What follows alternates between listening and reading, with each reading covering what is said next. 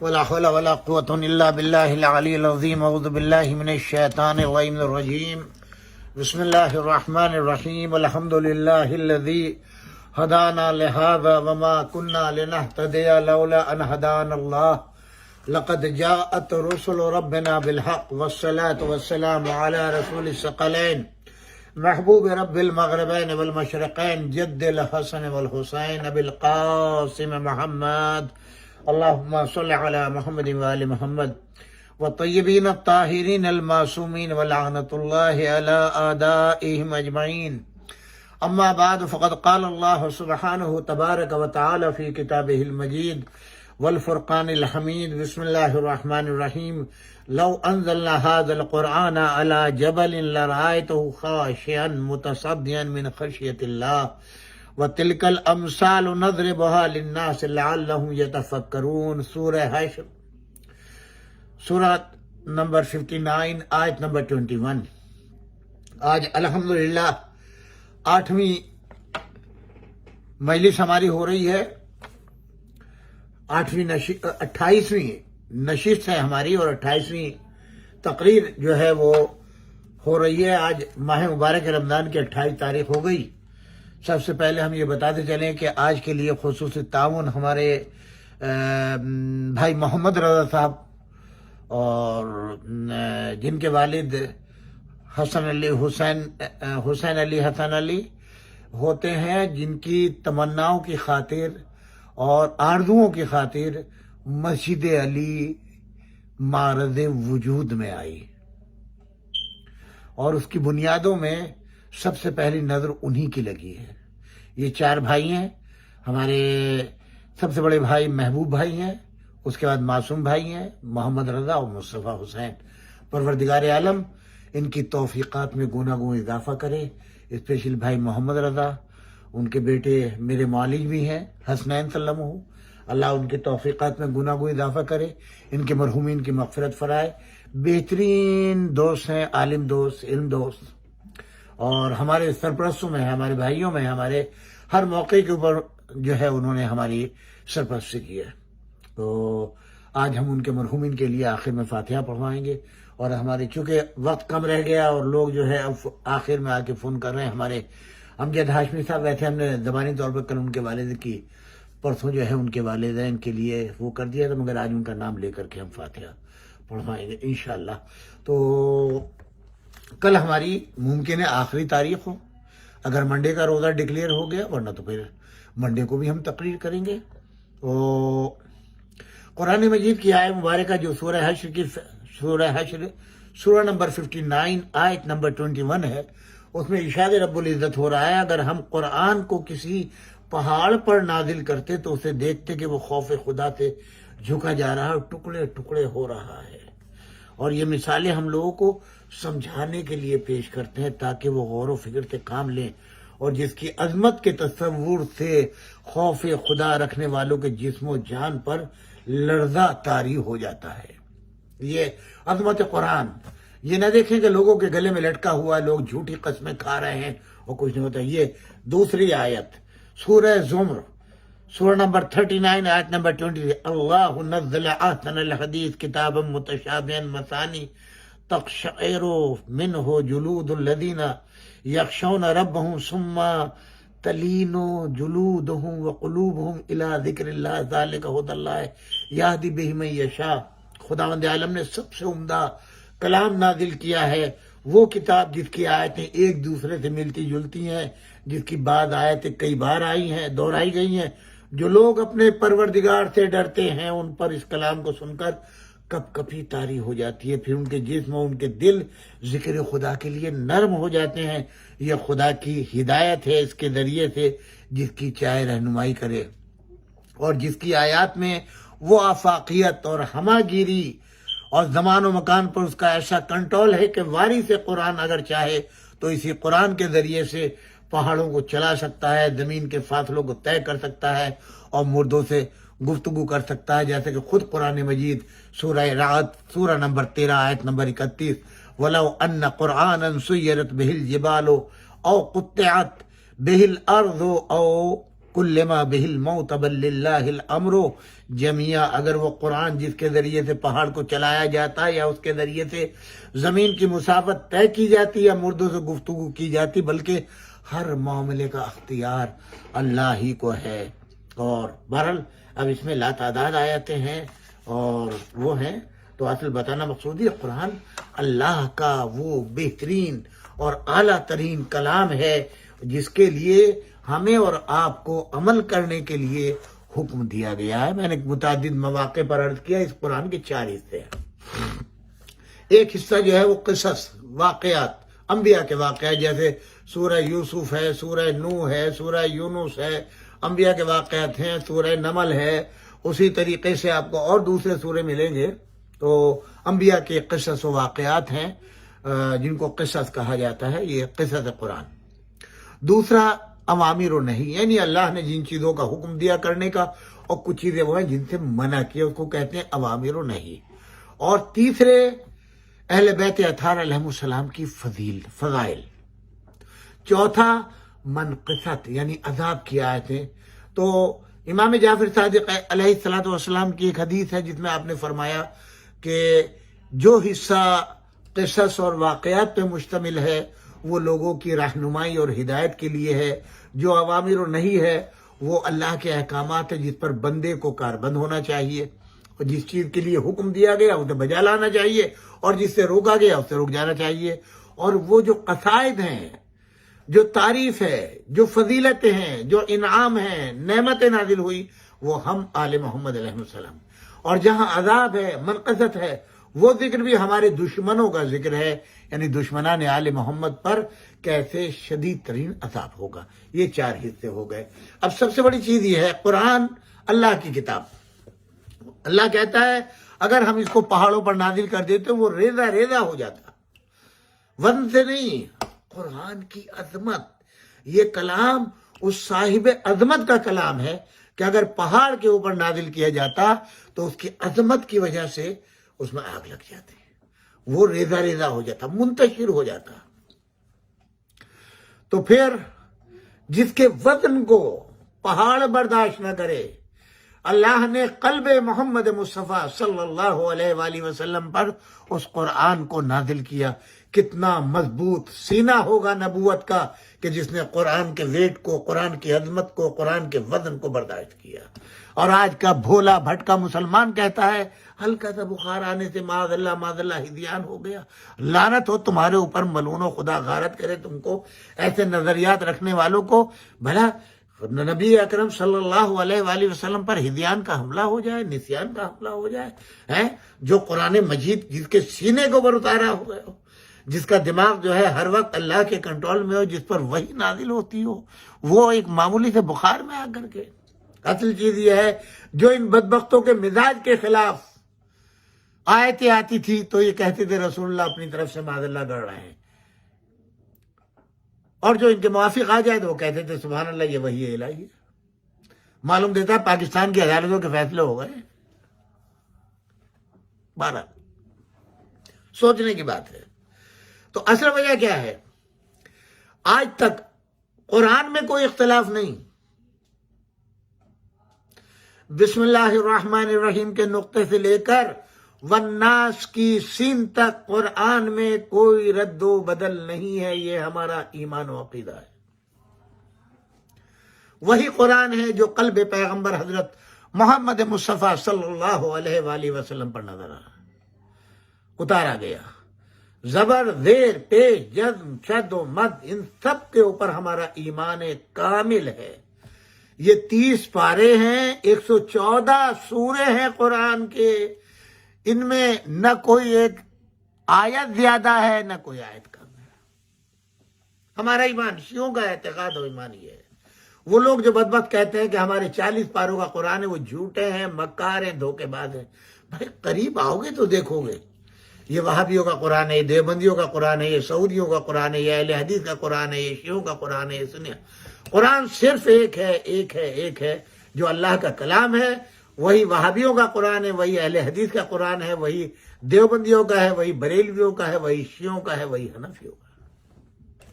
अलबत्ता तराजिम के लिहाज से, तफसीर के लिहाज से, अपने अपने मकतब फिक्र के लिहाज से लोगों ने तफसीरें की हैं, तर्जुमे किए हैं, वो एक अलग चीज है। हमारे लिए सबसे ज्यादा मोतबर, चूंकि रसूलुल्लाह सल्लल्लाहु अलैहि वसल्लम ने फरमाया, मैं तुम्हारे दरमियान दो गरा बहा, हम वजन, हम पल्ला, हम फजीलत चीजें छोड़ के जा रहा हूं। इन्नी तारिक फीकुम मुस्तक़लैन किताब अल्लाह व इतरती अहल बैती मा इन तमस्सकतुहुम बिहिमा लन तज़िल्लू बादी।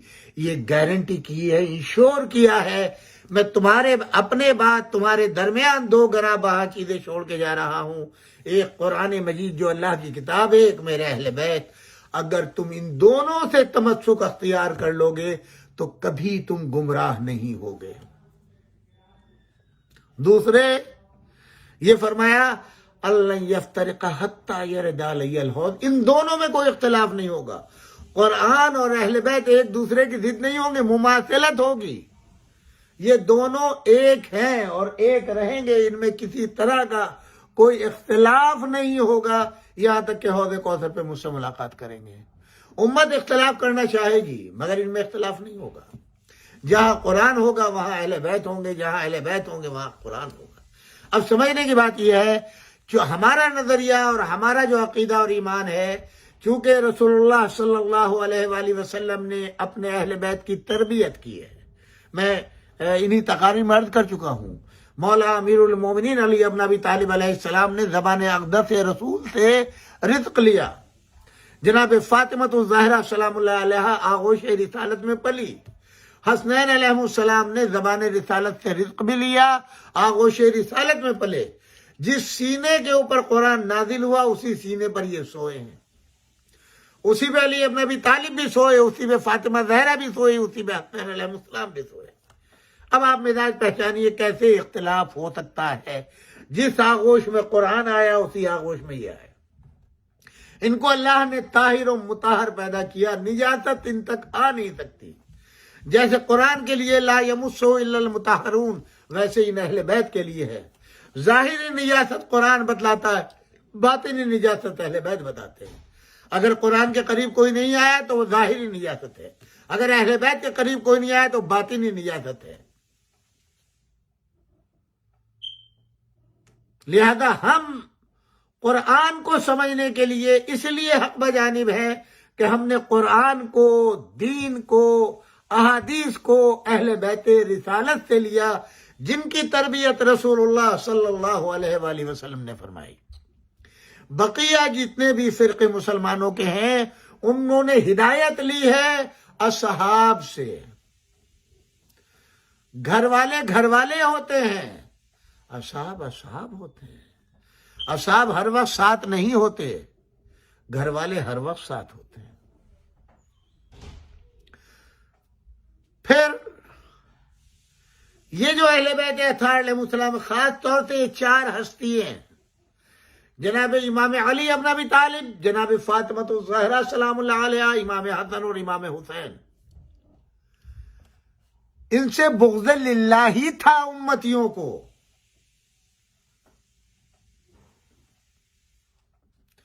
जो सफ़े अव्वल के असहाब हैं, क्योंकि जो फजीलत मौला कायनात अली इब्न अबी तालिब को अल्लाह ने अता की है, वो फजीलत दुनिया में किसी को नहीं मिली। ये फजीलत कम है। अल्लाह ने अली इब्न अबी तालिब को खाने काबा में पैदा किया और जब काबे से बाहर आए तो आगोश रिसालत में जबान चूसी, परवरिश रसूल ने की। बुतों के सामने कभी सर नहीं झुकाया, बुतों के सामने कभी आंख नहीं खोली। सबसे पहले नमाज पढ़ने वाले, अव्वलुल मुस्लिमीन, कुल्ले ईमान, अमीरुल मोमिनीन। यही वजह है जिनके बाप फजाइल की मार खा रहे थे अली से, उनकी बेटी ने जंगे जमल को सजाया बदला लेने के लिए, और जिसके आबा अजदाद तलवार की धार से कत्ल किए गए, مارے گئے علی کی تلوار سے. اس کے بیٹے معاویہ نے جنگ صفین کو سجایا. دشمن دونوں تھے, چاہے جمل ہو یا صفین. ان کے بابا نے مار کھائی تھی فضائل میں, تو بدلہ یہ لینے کے لیے اٹھی. ان کے آبا و اجداد قتل ہوئے تھے تو بدلہ لینے کے لیے کھڑے ہوئے. مگر اس نے ایک کام اور کیا, مفسروں کو, محدثوں کو, حفاظ قرآن کو, تعویل کرنے والوں کو, علماء کو, قاضیوں کو خرید لیا, خطبہ کو خرید لیا, ائمہ جماعت کو خرید لیا, اور دہانے کھول دیے دولت کے. جو آیت ان ہستیوں کے بارے میں ہو اس کی تردید کرو, اس کی تعویل کرو, رسول اللہ کے اقوال کی تعویل کرو, دیگر اصحاب ثلاثہ کے کلہ کے مقابل میں کھڑا کرو, ان کی بارے میں حدیث گڑھو تیار کرو. صحاح ستہ والوں سے پوچھے, اس وقت دامن وقت میں گنجائش نہیں ہے. لاکھوں حدیثیں گڑھی گئی, لاکھوں حدیثیں, جو کسی موقع پہ عرض کروں گا. یعنی ایک وقت وہ آ گیا, خود امیر شام کہتا ہے کہ بھائی بہت ہو گیا, بہت ہو گیا, اب حدیثیں گڑھنا بند کر دو. یہ حرام کو حلال کرتے تھے, حلال کو حرام کرتے تھے, غلط تعویلیں کرتے تھے, غلط تفسیریں کرتے تھے, جس کا نتیجہ آج 1400 سال سے امت بھگت رہی ہے. 1400 سال سے امت بھگت رہی ہے. حضرت ابو طالب کو کافر کہا جاتا رہا, مولا کے چاہنے والوں کو کافر کہا جاتا رہا, ان کے خون کو مباح کیا گیا, ان کو قتل کیا گیا, ان کو ذبح کیا گیا. آج بھی عراق میں, سیریا میں, افغانستان میں, پاکستان میں اس کی مثالیں روزمرہ دیکھنے کو مل جائیں گی. ابھی حال ہی میں پاکستان میں پشاور میں مسجد میں حملہ ہوا. ادھر جو ہے وہ افغانستان کے اندر جو ہے قدار اور دیگر علاقے جات کے اندر جو ہے شیعوں کی مساجد میں 23 ماہ مبارک رمضان جو نزول قرآن کی رات ہے اس میں حملے ہوئے. اور شیعہ کافر کے نعرے آپ کو افغانستان, پاکستان, سیریا ان جگہوں پر ملیں گے. عراق کے اندر بھی یہی حال ہے. جتنے گروہ بنے ہیں یہ, اب آپ یہاں مزاج پہچانے. جب مولا امیر المومنین علی ابن ابی طالب علیہ السلام کی شہادت ہوئی ہے مسجد کوفہ میں اور محراب میں ضربت لگی ہے, تو جو اعلان ہوا شام کے اندر, نعرہ تکبیر بلند کی گئی ہے, جشن میں, خوشی میں مولا علی کی شہادت پر.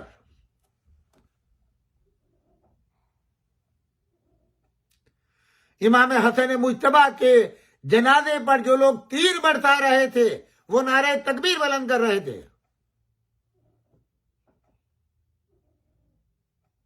کربلا میں جو امام حسین علیہ السلام کو ذبح کر رہے تھے, پوری یزیدی فوج جو ہے نعرہ تکبیر بلند کر رہی تھی.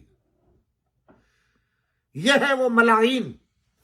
اور آج جو مسجدوں میں خودکش حملے, جلوسوں میں شیعوں کے, مساجد میں, امام بارگاہوں میں ہو رہے ہیں, تو یہ لوگ وہی نسل چلی آ رہی ہے جو نعرہ تکبیر بلند کر رہی ہے. آپ سوچئے, جہاں جو قرآن یہ حکم دیتا ہو ایک بشر, ایک انسان کا خون جو ہے وہ اگر کر دیا جائے تو پوری ایک نسل, ایک قوم جو ہے تباہ و برباد ہو جاتی ہے, نیست و نابود ہو جاتی ہے. اور پروردگار عالم اس گناہ کو کبھی معاف نہیں کرتا. کہ جائے کہ بمبوں کے ذریعے سے اڑا دیا جائے. اور کیا کہنا اس قوم کا بھی, جتنے بموں میں مرنے کے بعد جنازے اٹھاتے ہیں, ہزار جنازے جو ہے آپ دیکھیے پاکستان کے اندر جو ہے اور افغانستان میں اٹھ چکے ہیں. ہزارہ قبیلہ کتنے جنازے اٹھا چکا, سینکڑوں جنازے رات کو رکھ کے بیٹھا ہے. مگر جذبہ ایمانی میں مجالے جو کوئی کمی آ جائے, ہر روز جنازے اٹھتے ہیں. عاشور کے جلوس میں, اربعین کے جلوس میں, دیگر میں جنازے اٹھائے کہ نہیں اٹھائے, مگر جوش و ولولہ اور جذبہ ایمانی ویسے ہی مضبوط ہوتا ہے, بلند ہوتا ہے. یہ ہے محبت اہل بیت.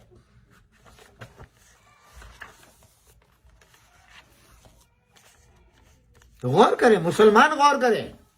کیا وجہ ہے؟ علی اور علی کے چاہنے والوں ہی کو تہ کیا گیا. بعد وفات پیغمبر جو نشانہ بنائے گئے وہ یہ علی و فاطمہ ہیں، یا وہ اصحاب ہیں جو امام علی ابن ابی طالب علیہ السلام کو حق خلافت جانتے تھے.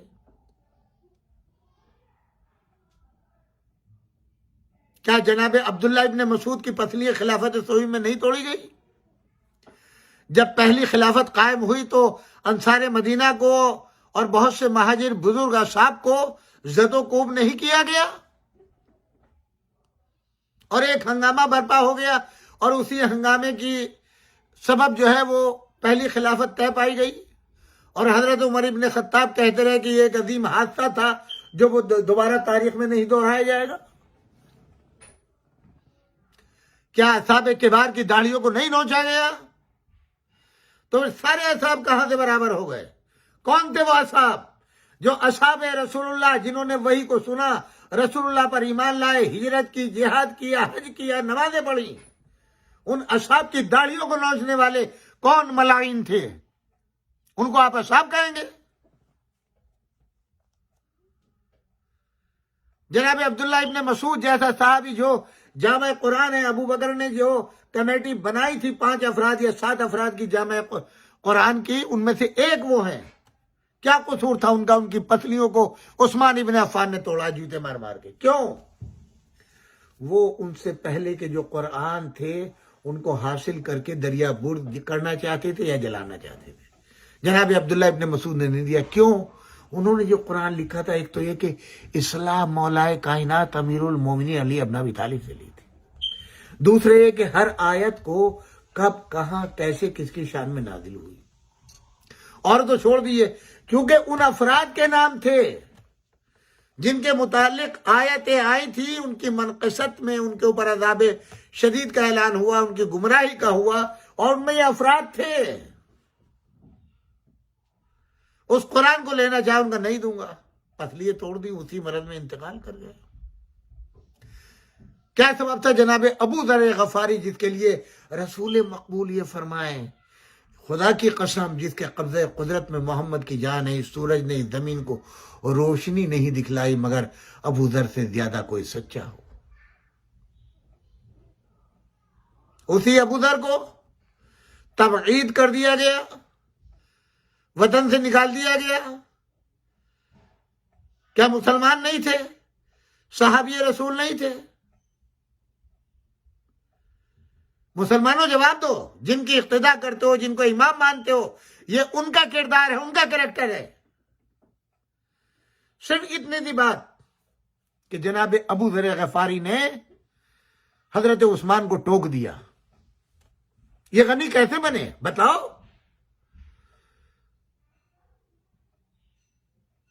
غنی کیسے بن گئے؟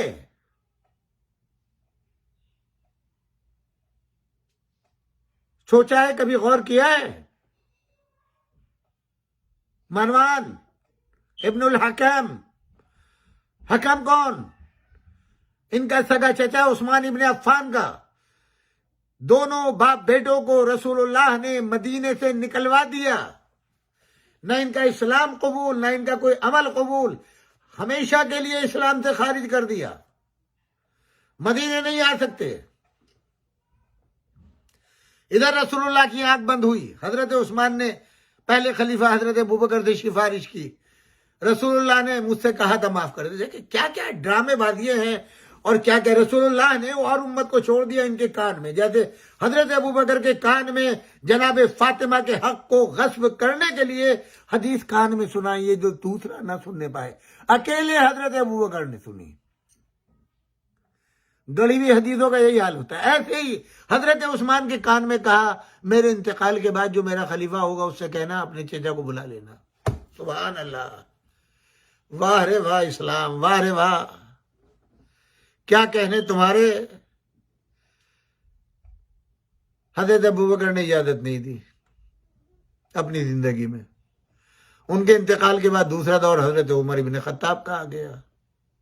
ان سے کہا، ایک تو جھوٹ بولے، اوپر سے جھوٹی گواہی دی. میرے چچا کو آپ بلا لیجئے، رسول اللہ نے مجھے کہہ دیا تھا کہ میں نے معاف کر دیا۔ رسول اللہ پر بھی اتہام اور جھوٹی وٹنس۔ مسلمانوں دیکھو، گریبان میں جھانکو، علی ان کے برابر ہوں گے؟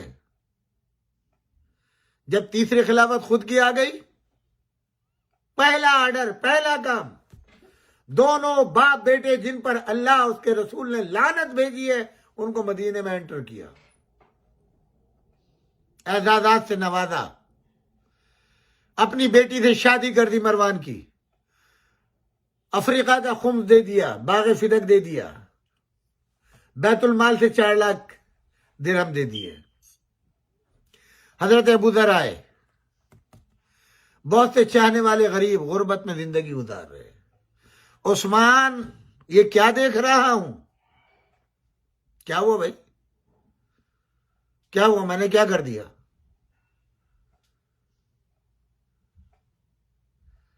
تمہیں وہ واقعہ یاد ہے؟ آج بتاؤ تمہارے بیت المال میں کتنے پیسے ہیں؟ ان کا 4 لاکھ درہم۔ 4 لاکھ درہم، ہاں بھائی، تمہیں وہ واقعہ یاد ہے؟ ایک دن میں اور تم رسول اللہ صلی اللہ علیہ وآلہ وسلم کی بارگاہ میں گئے اور رسول اللہ زار و قطار رو رہے تھے۔ کیوں رو رہے تھے؟ کہا بیت المال میں 2 درہم، صرف 2 درہم باقی رکھے ہوئے تھے، اور سبب پوچھا یا رسول اللہ کیوں رو رہے ہو؟ کہا 2 درہم بیت المال میں باقی ہیں، اس کا مستحق نہیں آیا، کہیں میری روح قبض نہ ہو جائے، ان 2 درہم کا حساب دینا پڑے۔ ارے وائے ہو تجھ پر، 4 لاکھ درہم تیرے بیت المال میں جمع ہے اور تجھے ذرہ برابر فکر نہیں۔ جس نبی کی نیابت کا دعویٰ کر رہا ہے وہ تو 2 ریال کے لیے رو رہا تھا، 2 درہم کے لیے آنسو بہا رہا تھا۔ ہمارے راز کھول رہا ہے یہ، نکال دو باہر۔ چڑھتے سورج کی سب پوجا کرتے ہیں، حاکم وقت نے حکم دے دیا، نکال دیا گیا۔ کہاں بھیجا گیا؟ اپنی خاندانی ریاست شام میں۔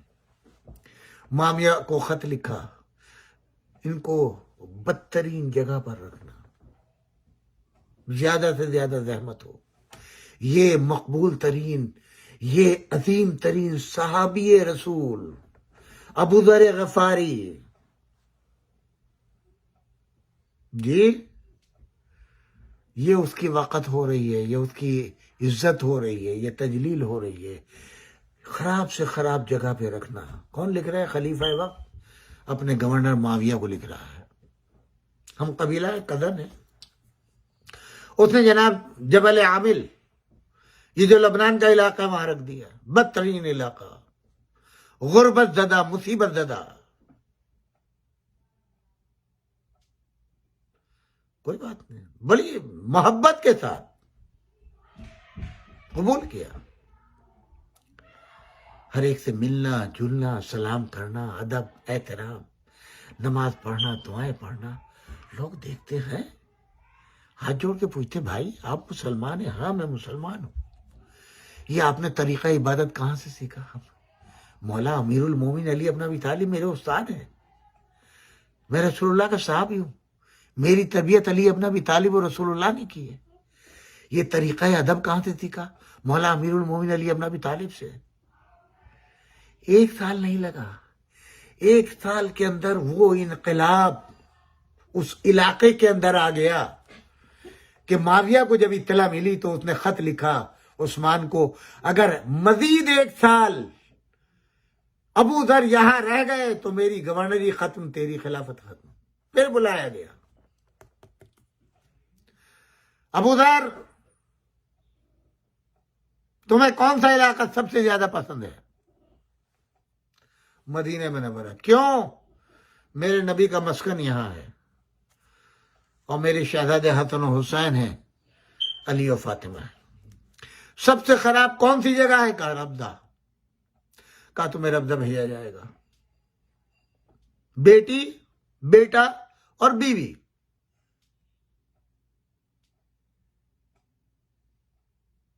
کیا حکم ہے؟ کوئی شخص ان کو الوداع کہنے نہیں جائے گا، حاکم وقت کا حکم ہے۔ ایمرجنسی لگ گئی، मदीने का कोई शख्स अबू जर को रुखसत करने नहीं जाएगा। बच्चों ने घर में बाबा से कहा, बाबा हमारा चचा चला जाएगा क्या, हम खुदा नहीं बेटे बिल्कुल करेंगे, चलो।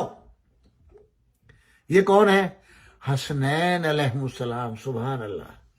अली इब्न अबी तालिब अलविदा करने के लिए गए, बाहर मदीने के रुखसत करने के लिए गए। कोई जाए ना जाए, हम जाएंगे। कितना बड़ा शरफ है जिनके कब्जे में आखिरत भी है, कब्र की तारीकी भी है, किस्मतें भी हैं, और उसको रुखसत करने के लिए मौला अमीरुल मोमिनीन अली इब्न अबी तालिब जा रहे हों, हसनैन अलैहिस्सलाम जा रहे हों, तो क्या मर्तबा होगा उस सहाबी का। दामन वक्त में गुंजाइश नहीं है। आज मैं इतना ही खत्म कर रहा हूँ, इंशाअल्लाह बकिया इसी का हिस्सा कल आपके खिदमत में अर्ज करूंगा। परवरदिगार आलम आप सबको सलामती अता फरमाए, आपके रिज़्क़ में खैर व बरकत अता फरमाए, आप सबको किसी का मोहताज न रखे सिवाय दर अहले बैत के, किसी गम में मुब्तला न करे सिवाय गम अहले बैत के। मेरे महबूब बहक़ मोहम्मद वाली मोहम्मद हम सब के मरहुमीन की मग़फ़िरत फरमा। ख़ास तौर से भाई मोहम्मद रज़ा, मुस्तफ़ा हुसैन, मासूम अली और महबूब भाई के तमाम मरहुमीन और हमजद हाशमी के वालिदैन, इन सब की मरहुमीन की मग़फ़िरत फरमा। भाई मोहम्मद रज़ा की तौफ़ीक़ात में इज़ाफ़ा फरमा, इनके रिज़्क़ में खैर व बरकत अता फरमा। इन सब भाइयों के बच्चों को सलामती अता फरमा, उनके रिज़्क़ में रिज़्क़ बेहिसाब अता फरमा। इनके मरहुमीन की मग़फ़िरत फरमा, इनके तौफ़ीक़ात में गुना वो इज़ाफ़ा। परवरदिगारा कोरोना की बीमारी को ख़त्म, जो मोमिन मोमिनात बीमार हैं उन सबको शिफा आजिल कबूल। आखिर कलाम में गुजारिश है, इनके मरहुमीन हसन अली पीर भाई, ज़ैनब वालजी इब्राहिम, अकबर अली वालजी इब्राहिम, गुलबानो मोहम्मद अली, शकीला बिनते अब्दुल हमीद, दरीना बिनते अब्दुल हमीद, तमाम मरहुमीन, बाबा और पीरानी फैमिली के तमाम मरहुमीन, ज़ैनब, हसन अली हुसैन, अमीना ग़ुलाम हुसैन पीरानी, सैयद जाफ़र हुसैन शमसी, सैयद सलामत अली शाह इब्ने नसीम कौसर बिनते इनायत अली शाह, इन तमाम मरहुमीन के लिए, मेरे वालिदैन के लिए, हुज्जतुल इस्लाम वल मुस्लिमीन मौलाना सैयद तिरमिज़ुल हसनैन रिज़वी साहब के लिए एक सूरह फातिहा की इल्तिमास है, गुजारिश है। परवरदिगार आप सबको सलामत रखे। इंशाअल्लाह कल फिर हम इसी वक्त हाजिर होंगे। वस्सलामु अलैकुम व रहमतुल्लाहि व बरकातुहू।